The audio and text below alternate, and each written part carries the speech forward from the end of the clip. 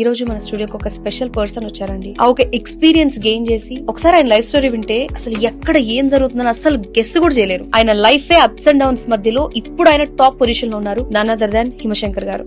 చాలా మంది health problems వచ్చినప్పుడు చాలా మంది డాక్టర్స్ దగ్గరికి వెళ్తారు. ఒక డాక్టర్ ఒపీనియన్ తీసుకుని ఎక్కువ ఖర్చు అవుతుందిలే వద్దులే అని అనుకునే ఉండేవాళ్ళు చాలా మంది ఉన్నారు. ఒక మంచి సజెషన్ ఇచ్చే వాళ్ళే లేరు. మీరు చాలా మందికి హెల్ప్ఫుల్ గా చాలా సజెషన్స్ ఇచ్చారు.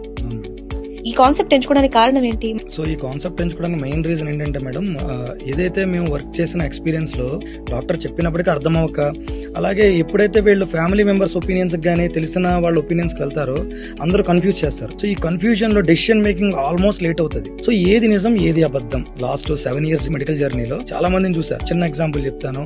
ఒక హార్ట్ అటాక్ పేషెంట్ ఉన్నారు. డాక్టర్ క్లియర్ గా చెప్పేశారు ఇమీడియట్ గా స్టంట్ వేయాలి లేదా ఇబ్బంది అవుతుంది అని.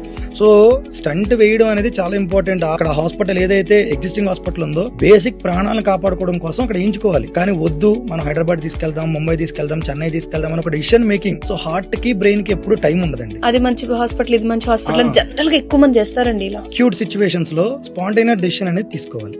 సో ఆ డెసిషన్ తీసుకోవడం రాక హార్ట్ అటాక్ అంటే emergency call from God. So దాన్ని రివైవ్ చేసేది ఎవరంటే ఒక ప్రొసీజర్, ఒక డాక్టర్. సో దానికి టైం ఇవ్వాలి. టైం ఇవ్వకుండా ఏంటంటే మల్టిపుల్ ఒపీనియన్స్ లో పేషెంట్ ని అనవసరంగా అన్వాంటెడ్ డిస్కషన్స్ తో పేషెంట్ ని చంపుతున్నాం. పేషెంట్ ఇన్ ద సెన్స్ ఒక ఫ్యామిలీని సఫర్ చేస్తాం. సో ఫస్ట్ థింగ్ ఏంటంటే అందరికి అడ్డు వచ్చేది ఫైనాన్షియల్ క్రైసిస్.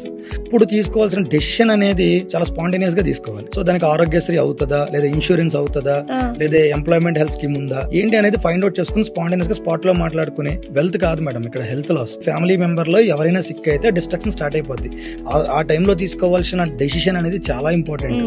సో దానికి ఏంటంటే నాలెడ్జ్ లాస్ అవుతున్నారు. సో అలాంటి వాళ్ళకి ఏంటంటే ఒక కాల్ తో గానీ, ఒక మెసేజ్ తో గానీ, నాకున్న డాక్టర్స్ తో గానీ స్పాంటేనియస్ ఒపీనియన్స్ అనేవి తీసుకోవడం గానీ, లేదా నాకు తెలిస్తే నేను చెప్పడం గానీ చేసి ఒక ప్రాణాన్ని బతికించడానికి నేను 2000% సోర్స్ అవుతాను జనాలకి.